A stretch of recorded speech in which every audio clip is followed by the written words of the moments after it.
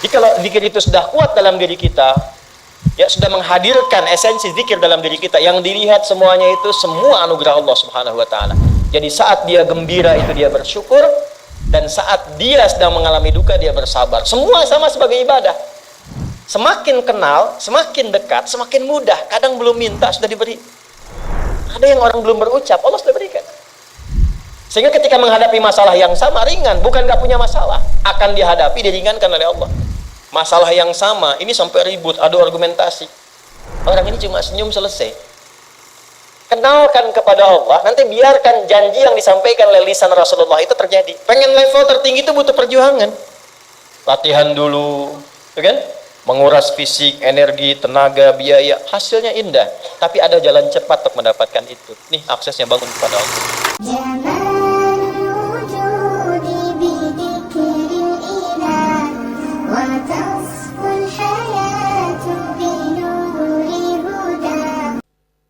Maaf ya, lihat istri itu ingat Allah, lihat anak ingat Allah, ibu lihat suami ingat Allah. Kalau melihatnya begitu, maka substansi berumah tangga itu nikmat rasanya, dan tanggung jawab itu melekat pada diri kita untuk terjaga dalam kebaikan. Ya, saya nitipkan handphone saya ke antum, dan antum tahu itu punya saya. Ya, dan Anda mencintai saya misalnya, ta'zim di situ. Mungkin nggak handphone itu ditempatkan di tempat yang tidak baik? Mungkin nggak Anda taruh di lantai begitu saja? Demi Allah saya katakan, mungkin Anda akan mencari tempat terbaik, disimpan di situ, dirapi-rapikan, dilap-lap, karena Anda merasa itu punya saya yang dititipkan pada Anda. Manusia saja bisa Anda perlakukan demikian. Bagaimana ketika Anda melihat anak itu amanah Allah, yang Anda sebagai orang tuanya akan ditanya di kemudian hari. Maka kalau mau bersikap yang gak enak itu, gak bisa Pak kita lakukan. Mau bentak tuh gak bisa. Mau marah tuh ditahan-tahan. Ya. Dan itu dijaga. Lihat istri sebagai amanah Allah, itu beda caranya dengan hanya melihat kemanusiaannya saja. Istri melihat suami sebagai amanah Allah akan lain. Ya. Makanya akan selalu sempat dan optimal merawat istri sendiri dibandingkan lihat-lihat istri orang. Begitu sebaiknya. Ibu pun tidak harus berharap, kenapa ya suami saya nggak seperti Ustadz? Harapan yang sia-sia. Sudah ada turunan hikmahnya. Nah itu ada latihannya. Latihannya apa? Alladzina yadhkurunallah, zikir. Jadi kalau zikir itu sudah kuat dalam diri kita, ya sudah menghadirkan esensi zikir dalam diri kita, yang dilihat semuanya itu semua anugerah Allah Subhanahu wa taala. Jadi saat dia gembira itu dia bersyukur, dan saat dia sedang mengalami duka dia bersabar. Semua sama sebagai ibadah. Ajaban li amril mu'min. Kalau sudah seperti itu, kata Nabi, perkara hidupnya mengagumkan, gak ada keluhan. Itu latihannya zikir. Nah, zikir ini di Quran diturunkan dalam bentuk yang pokok berupa amalan ritual. Karena itulah semua bentuk amalan ritual disebut dengan zikir. Jadi kalau kita ingin hadirkan sifat tadi, maka cara pertama tingkatkan ibadah ritual. Salat, apalagi Al-Quran. Saya ambil dua dulu lah supaya nggak banyak-banyak dulu. Yang pokok salat yang kita lakukan tiap hari. Tinggal kuantitas dan kualitas kita tingkatkan. Maaf, lihat sini baik-baik. Salat itu di Al-Quran disebut dengan zikir. Dalilnya Quran surah ke-20 ayat ke-14. Dan langsung disarikan dengan fungsi ibadah sebagai fungsi hidup kita. Sudah? Perhatikan baik-baik. Innani anallah la ilaha illa ana fa'budni wa aqimis salata lidzikri. Itu dalilnya. Sayalah Allah, kata Allah. La ilaha illa ana, tidak ada Tuhan yang layak dipertuhankan dan layak disembah kecuali saya, Allah. Allah. Bagaimana kenal Allah sebagai Tuhan? Ya, yang layak disembah, yang harus dipertuhankan, kenalnya bagaimana? Mendekatnya bagaimana? Fa'budni, sembah saya supaya kamu kenal saya, dekat dengan saya, tahu saya. Bagaimana caranya? Wa aqimis shalah, tunaikan salat. Jadi kalau pengen dekat dengan Allah, terkoneksi kepada Allah, tersambung, punya sifat tawakal yang kuat, nih tingkatkan sholatnya, tambah. Makanya tiap hari kita sholat 5 waktu itu untuk membangun konektivitas dengan Allah. Sebab kalau sudah dekat, aksesnya pun terbuka semua. Itu maksudnya. Anda dekat dengan pimpinan, akses di perusahaannya kan mudah untuk diakses. Ya kan? Kita punya kenalan yang kuat, yang punya sesuatu, aksesnya mudah dibuka. Kita kenal Allah dan dekat dengan Allah, apa yang sulit bagi Allah. Dan ini kita yakin. Nah sekarang Allah kasih jalan. Coba lihat orang-orang dulu, ya. Mereka ketika akan melatih dirinya untuk tersambung kepada Allah, sholat semua, termasuk para nabi, rasul. Tapi dahsyatnya, ketika ada apapun dalam kehidupannya, yang sulit Allah mudahkan. Minta langsung dikabulkan. Dan sangat luar biasanya, seringkali terjadi mintanya lewat sholat. Nabi Zakaria itu kan dihukumi istrinya oleh medis itu menopause dan mandul. Maaf, nggak mungkin punya keturunan. Kapan mintanya? Dalam sholat. Mohon sama Allah. Dan itu dikabulkan. Dan diabadikan di Quran dengan surah yang sama, Ali Imran ayat 38 sampai 39. Hunalika da'a Zakaria rabbah qala rabbi habli min ladunka dzurriyyatan thayyibah innaka sami'ud du'a. Ya Allah, mereka mengatakan aku nggak mungkin punya keturunan. Mereka mengatakan istriku punya keterbatasan. Maka aku memohon kepadamu yang tidak punya batas dalam pemberian. Engkau yang maha mendengar. Kalau kepada yang maha mendengar doa saya tidak dikabulkan, mohon tunjukkan kepadaku lewat sholat ini ya Allah, dengan cara apa lagi dan kepada siapa aku mesti memohon. Itu nggak nunggu lama, permohonan selesai turun jawaban ayat 39-nya. Fanadathul malaikatu wa huwa qa'imun yusalli fil mihrab. Turun malaikat mengabarkan engkau dapat kabar gembira akan punya anak, langsung namanya dikasih Allah Yahya. Annallaha yubasyiruka bi Yahya. Artinya hidup yang mustahil menurut manusia, lahir dari rahim seorang perempuan, maaf, yang divonis monopause dan mandul, bayi yang hidup, kata Allah nggak ada yang mustahil, lahir dan terjadi itu. Yahya, John, lahirlah. Kapan terjadinya? Saat sholat. Karena itu saat dipanggil sholat, itu isinya tuh kan doa semua. Silakan ngecek, isinya doa semua. Dari mulai takbir, sujud sampai salam, isinya doa semua. Dan itu konektivitas kita dengan Allah, minta. Kapan itu bisa terkabul dengan cepat doanya? Kapan selesai urusan kita? Kalau koneksinya bagus. Makanya disebutnya zikir yang terhubung, yang nyambung. Semakin kenal, semakin dekat, semakin mudah. Kadang belum minta, sudah diberi. Ada yang orang belum berucap, Allah sudah berikan. Sehingga ketika menghadapi masalah yang sama, ringan. Bukan nggak punya masalah. Akan dihadapi, diringankan oleh Allah. Masalah yang sama, ini sampai ribut, adu argumentasi. Orang ini cuma senyum, selesai. Betapa banyak masalah kecil diargumentasikan jadi besar. Akhirnya problem. Tapi tidak sedikit masalah besar dihempaskan di atas sajadah. Ketika koneksinya dengan Allah itu kuat, tiba-tiba hilang seketika. Selesai.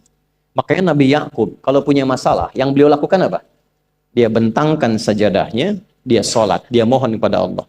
Itu dilestarikan di Quran surah ke-12 Yusuf ayat ke-86. Aku tuh kalau sedang punya masalah apapun, yang aku bangun konektivitas dengan Allah. Innama ashku bathi wa huzni ilallah. Saya curhatnya cuma sama Allah. Ini Pak, ini bagian pertama. Nah, jadi kalau ingin semakin kuat, sampai ada masalah diringankan, mau kerja dibukakan pintunya, itu ada jenisnya. Yang pokok ada 5 waktu, 17 rakaat. Yang detil itu ada pada sunnahnya. Dan itu hebatnya dalam Islam. Dijelaskan caranya, disebutkan tujuannya, dan diterangkan hikmahnya. Contoh. Kita sekarang jam berapa? Jam 9.20. Di waktu saat ini ada waktu sholat disebut dengan sholat duha. Duha itu dibagi 3.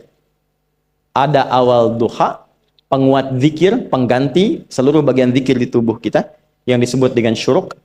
Itu kurang lebih jaraknya 1 jam setelah subuh. Jadi kalau tadi 4.45, ya 5.45 menjelang jam 6 itu masuk syuruk. Setelah itu masuk ke jam 8 sampai ke kurang jam 10 itu pertengahan duha. Pertengahan duha. Apa fungsinya? Di antaranya mempermudah rizki. Di antaranya. Bilangannya berapa? 2 sampai 4 rakaat bisa dikerjakan. Ya, dan harapannya apa? Bukan pada rizkinya. Ya, jadi jangan sampai motifnya cuma sekedar keduniawi, kurang tepat. Kenalkan kepada Allah, nanti biarkan janji yang disampaikan oleh lisan Rasulullah itu terjadi. Ya, Jangan pada rizkinya, ini terbatas, cuman sampai situ. Tapi kalau kita minta sama Allah, dikasih jalannya tuh dari sisi yang tidak kita duga. Anda berhitung, Allah kasih hitungan. Anda tak berhitung, Allah kasih apa yang tidak pernah Anda hitung sebelumnya. Itu poinnya. Maka lakukan sholat dekati, itu yang disebut sholat duha. 2 rakaat, tambah lagi 2, untuk kenal Allah. Kalau sudah merasakan dekat, sudah nyaman, sudah enak, muncullah kemudian kesan dalam hati. Terserah Allah mau kasih berapa.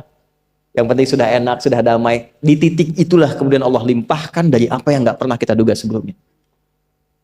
Tiba-tiba keluar, kok ada telepon, dapat proyek, dapat macam-macam. Tapi tujuan sholatnya bukan untuk proyeknya. Buat kenal Allah, ulul albab ini. Kalau cuma pengen lancar, baru serabutnya. Kalau cuma pengen lulus proyek, itu baru daging luarnya. Ulul albab itu kenal Allahnya, sehingga dia tahu akses intinya tuh itu. Itu poinnya. Dan gak mahal. Emang kalau sholat duha di Anur bayar, Pak? Pakai biaya. Baiknya luar biasa. Sudah? Satu.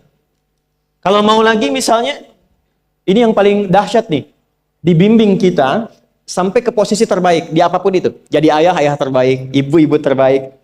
Ya, jadi karyawan strategis, di militer terbaik.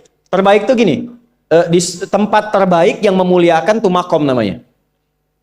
Makanya kuburan sering disebut makam kan? Ya kan? Maksudnya apa? Maksudnya Anda selama hidup berkaryalah yang baik, ibadah yang benar, sehingga Anda wafat pun terhormat. Ya, kata makom itu pertama kali di Al-Baqarah ayat 125, makom Ibrahim.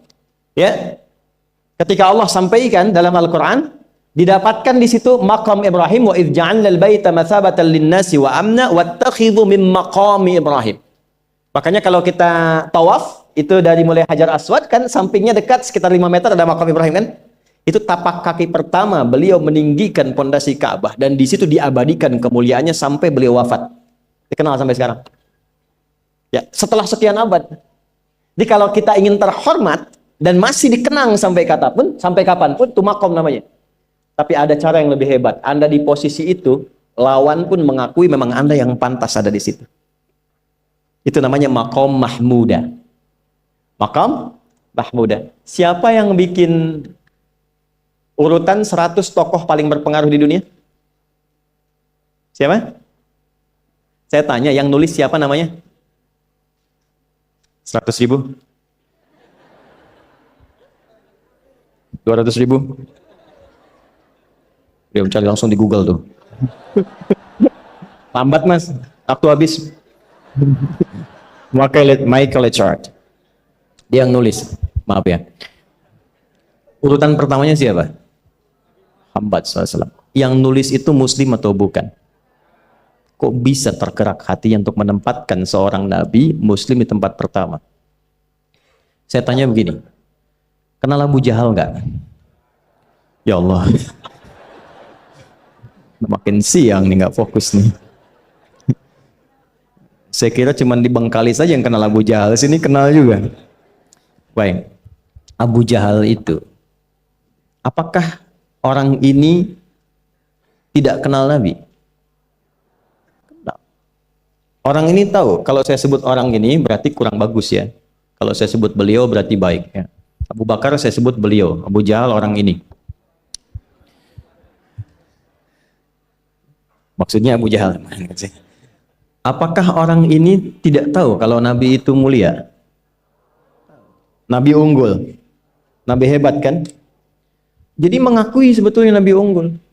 Dan gulat dengan Nabi itu dalam olahraga kalah. Dia tahu Nabi itu kuat. Ya. Di dalam cinta juga tahu Nabi paling unggul. Abu Jahal melamar Sayyidah Khadijah ditolak, Nabi nggak lamar, Sayyidah Khadijah minta dilamarin. Ya. Dari sejak itulah dia nggak mau tahu semua yang dari Nabi, pokoknya semua harus jelek. Walaupun dia tahu itu baik. Nggak kenal, sampai nggak menanamkan pada dirinya nggak ingin kenal kebaikan Nabi. Nggak ingin kenal pada sesuatu, itu jahlun namanya. Jadi kalau ada mbahnya yang paling bodoh, yang nggak pengen tahu, itu Abu Jahal namanya. Maka sejak saat itu orang ini disebut dengan Abu Jahal. Tapi Abu Jahal pun itu meyakini kebenaran, kekuatan Nabi, cuman karena iri saja. Gitu. Tapi dia nggak bisa nolak. Menilai seseorang di tempat terbaik yang kita nggak bisa nolak dan mengakui memang dia orang yang terbaik, itu namanya maqam mahmuda. Tahukah Anda, jalan untuk mencapai maqam mahmudah itu nggak akan mungkin kita dapatkan kecuali mendekati yang punya semua maqam, yaitu Allah Subhanahu wa taala. Dan jalannya lewat sholat. Itu lewat sholat. Tapi karena ini levelnya istimewa, tingkat tertinggi, ya prajurit pengen jadi komandan terhebat yang diakui, nggak ada orang nyoal. Di kepolisian pengen jadi pimpinan yang baik dan semua mengakui sehingga nggak ada yang nyoal. Di perusahaan pengen jadi pimpinan yang ideal, ya semua mengakui, nggak ada yang nolak. Itu maqam mahmudah. Jalannya apa? Ternyata nggak pakai uang, nggak pakai koneksi-koneksi yang tidak jelas. Koneksinya dibangun dengan Allah sehingga Allah melembutkan hati semua orang itu untuk menetapkan dia yang terbaik. Sholat. Karena levelnya tinggi, dinaikkan dari sekedar sholat fardu. Ditempatkan di waktu yang tidak biasa. Butuh pengorbanan, butuh perjuangan. Namanya tahajud. Turunlah Quran surah ke-17 ayat 79 sampai 81 itu. Quran surah 17 ayat 79 sampai 81. Ini poinnya. Wa minal laili fatahajjad bihi nafilatan laka asa ay yab'atsaka rabbuka maqaman. Ini kan terjadi keanehan kan, ironinya. Anda pengen sukses, pengen tertinggi, Anda tahu Allah penentunya, Anda tahu Allah yang punya rizki, Allah punya kekuasaan, tapi Anda nggak mendekati Allah. Terus yang dipakai cara-cara salah, kenapa harus korupsi? Kenapa harus nyogok? Kalau SK-nya nggak Allah tetapkan, nggak akan turun juga. Dan sudah hukum, kalau ayah berbuat maksiat, itu anak istri pasti kena. Itu udah hukum. Makanya saya mohon ya para ayah itu kalau mencari nafkah, cari yang benar. Kasihan anak Anda yang di SD. Harus berhenti sekolah. Maaf, bukan anak Anda, maksud saya anak orang lah. Kenapa harus korupsi? Maka ketika ada tawaran sogokan yang nggak bagus, tuh yang dibayangkan tuh itu bukan cuma proyek jalan dapat uang banyak, tuh anak-anak tuh bahaya. Ke sekolah disebut anak koruptor, sedih. Istri nggak sanggup keluar belanja. Tuh pikirkan, itu sudah hukum. Sudah hukum. Anak juga begitu. Kalau mau berperilaku, ingat orang tua. Sebab ketika tidak baik, orang tua pasti kena. Anak di sekolah berantem, yang dipanggil siapa? Orang tuanya. Itu selalu terikat. Di rumah tangga itu selalu begitu. Karena nafas itu terikat. Semua saling mengikat. Babnya itu jelas. Nah, balik ke sini. Kalau ingin tingkat yang tertinggi, dekati pemiliknya Allah. Ini. Makanya tuh harus punya itu. Itu ringan kalau sudah punya itu tuh Allah. Saya punya Allah. Kita mau apa? Takut hidup. Nabi ditodong pakai pedang. Siapa yang menyelamatkan Muhammad sekarang? Ringan Nabi jawab, Allah. Jatuh pedang. Dibalik, kamu siapa yang menyelamatkan kamu? Bingung. Dan punya Allah itu luar biasa. Nah, ini yang harus tanamkan pada jiwa. Punya Allah sebagai Tuhan. Kalau sudah dekat, kenal, baik dengan itu, akses mudah semua. Dan yang paling indah itu apa? Menerima apa yang Allah tetapkan. Hari ini nggak dapat, alhamdulillah. Saya masih dikasih jalan. Alhamdulillah, besok belum dapat. Ada akumulasi, paham. Nah, itu nggak mungkin bisa dapat rasa itu. Salah satunya, ikhtiarnya apa? Nih, tahajud. Dan hebatnya kenapa sholatnya disebut tahajud? Tidak disebut sholat hajat. Ada hajat, ada tahajud, beda. Hajatun, hajada, hajadun, ada tahajjada ya tahajjud, tahajud. Beda. Tahajud, di situ aja. Ini sengaja nggak saya hapus nih. Mana staf saya? Oh, foto nih ya. Saya hafal insya Allah. Tahajud. Asalnya dari kata hajada, begini ya. Ha, jim, dal. Ditambah ta di depannya, lalu ada tasydid sebelum akhirnya. Nih. Ini akarnya 3 huruf, ha, jim, dal. Hajada itu asalnya bangun dari tidur malam. Tidur dulu, lalu bangun setelah itu. Itu hajada. Pelan-pelan. Paham sampai sini? Kita teruskan. Kalau kita ingin berusaha untuk bangun, mengoptimalkan diri untuk bangun, maka tambahkan tak di depannya. berusaha untuk mendapatkan atau mencapai sesuatu. Kalau yang kita akan lakukan itu tidak mudah, nggak gampang bangunnya, sehingga butuh rencana, butuh persiapan, ya kan? Maka tambahkan tasydid sebelum huruf akhirnya. Dari kata syiddah, apa yang mau dikerjakan ini nggak mudah. Memang pengen bangun itu jam 3. Tapi kan nggak tiba-tiba ujuk-ujuk bangun jam 3, belum tentu. Ya kan? Kita harus rencanakan dulu supaya bisa bangun, saat bangun tuh siap, bukan cuman bangun. Bangun jam 3, salatnya 4:30, ya kan jauh. Maka untuk bangun jam 3 itu butuh persiapan, nih syiddah. Maka rencanakan, pasang alarm 3 kali. Misal yang ikhtiarnya jam 2, jam 2.15, jam 2.30. Alarm jam 2 untuk mematikan alarm yang kedua. Gitu kan? Yakin saya Anda kalau pasang alarm malam tuh nggak satu, yakin? Bangun, ceklek, mati. Minimal ingat akan ada alarm berikutnya kan? Nah, itulah tak. Allah itu sudah tahu modus-modus kita itu. Karena alim maha mengetahui. Detailnya kan kita lakukan kan Allah sudah tahu.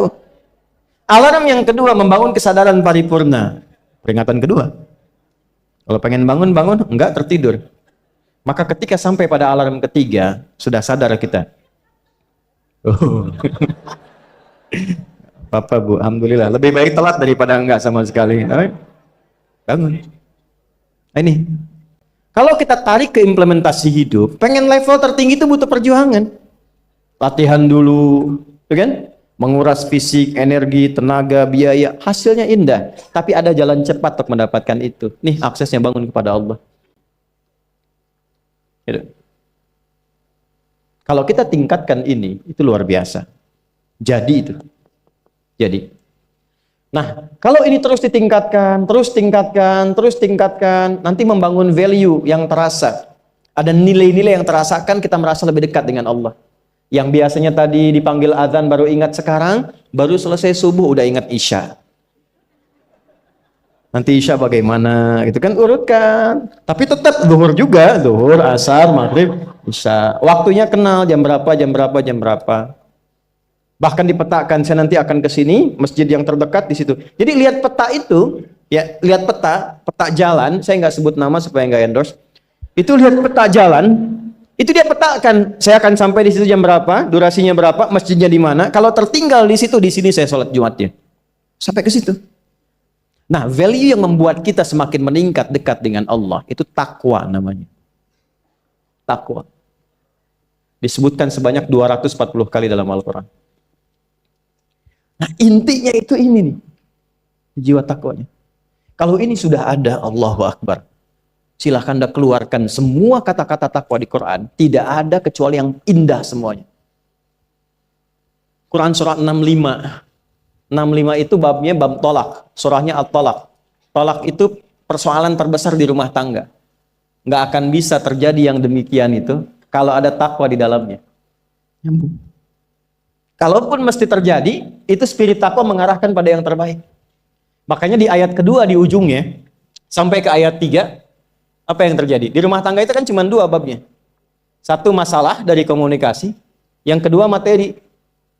Perhatikan. Wa may yattaqillaha yaj'al lahu makhraja wa yarzuqhu min haitsu la. Siapapun yang mampu meningkatkan takwanya kepada Allah. Pakai man tuh, setiap personnya. Suami, istri, ayah, ibu, anak, satu keluarga mencoba meningkatkan takwa. Dia tahajud, bangun semua ingatkan. Bangun semua tahajud, salat duha, yuk ingatkan dimanapun. Alhamdulillah. Apa yang terjadi ketika dilakukan? Apa jawab Allah? Yaj'al lahu makhraja. Enggak pakai alif lam, makhraja. Masalah apapun yang engkau alami. Suami berangkat ada masalah. Ada masalah umum yang semua orang mengalami itu. Tapi yang ini enggak. Kena macet, ada macet dia mau berangkat, tiba-tiba diarahkan, jangan lewat situ Pak, macet, Bapak kesini aja. Ya. Pak ikut kami saja Pak, tiba-tiba patwal datang, ayo ikut. Ya, itu bisa terjadi. Wa yarzuqhu min haitsu la yahtasib, bahkan rezekinya pun itu datang dari sisi yang enggak diduga. Enggak nyangka ya, emang enggak sangka datangnya. Ya, habis sholat tiba-tiba telepon masuk, belum selesai proyek ini ada permintaan itu. Beda istidraj dengan takwa itu lain. Kalau istidraj itu bertambah tapi lupa Allah. Hati-hati. Proyek nambah, sholat lupa. Hati-hati. Hati-hati ya. Pekerjaan menambah, omset nambah, tapi nggak pernah bisa ngaji. Nggak pernah mampu sholat. Hati-hati itu. Dan paling bahaya kalau itu nambah terus sehingga membuat lupa semua ibadah. Itu istidraj namanya. Istidraj. Ancamannya akhirat tuh, hati-hati. Segera ingat, segera ingat. Tapi kalau semakin nambah, semakin ingat Allah, itu anugerah. Karena Allah telah menilai hamba ini paham menjalani kehidupan, sehingga dia ngerti. Makanya Utsman, Abdurrahman bin Auf, setelah masuk Islam, hartanya makin nambah. Karena kenapa? Karena telah dinilai layak mengelola harta, paham cara mengelolanya. Dapat segini, alokasikan ke sini. Dapat segini, alokasikan ke sini. Pak, di mana logikanya ada 600 truk hasil usaha? Bapak punya 600 perusahaan. Satu perusahaannya itu bergerak di bidang misalnya logam mulia. Ya, ada emas, ada berlian, ada macam-macam dan sebagainya. Satu kali Anda berhasil mendapatkan kurang lebih 600 truk logam mulia di dalamnya. Mau datang kemudian ke tempat Anda di jalan. Tiba apa yang terjadi? Ada komen tetangga kepada Anda. Misal, komennya nggak langsung, cuma ke teman tetangga Anda dengar. Waduh, Pak Asep hisabnya luar biasa kayaknya ya. Hisabnya, bukan berliannya. Hisabnya luar biasa, terus nyampe di telinga Anda. Kira-kira ketika mendengar itu respon Anda apa? 100.000? Bingung kan? Bingung. Lihat Abdurrahman bin Auf, jazakallahu khair. Datang 600 kafilah pakai unta. Isinya semua emas, berlian, perak, macam-macam. Heboh Madinah, bum bum bum bum bum bum bum. Tiba-tiba Sayyidah Aisyah komen radhiyallahu taala anha. Beliau kan yang terdekat dengan Nabi, satu istri Nabi SAW. Jadi kalau sudah ring satu Nabi, ada yang komen, kita tuh cuman 3 sikapnya. Like, share, and subscribe. Gak usah ikut komen lagi. Sukai, share, subscribe. Ikuti jalannya. Apa komennya? Secara singkat, kama qalat. Aku pernah mendengar Nabi SAW mengatakan, Abdurrahman bin Auf itu agak lambat hisabnya. Ya, selambat-lambatnya cepat juga dibanding kita kan? Ya? Maksudnya apa? Ingin menggambarkan betapa banyak kekayaannya. Scan, checklist, semua. Ketika mendengar komen itu, apa kata Abdurrahman bin Auf? Saya jadikan semua yang baru datang itu saya sedekahkan semua untuk orang Madinah. Supaya mempercepat hisabnya itu. Saya sedekahkan semua.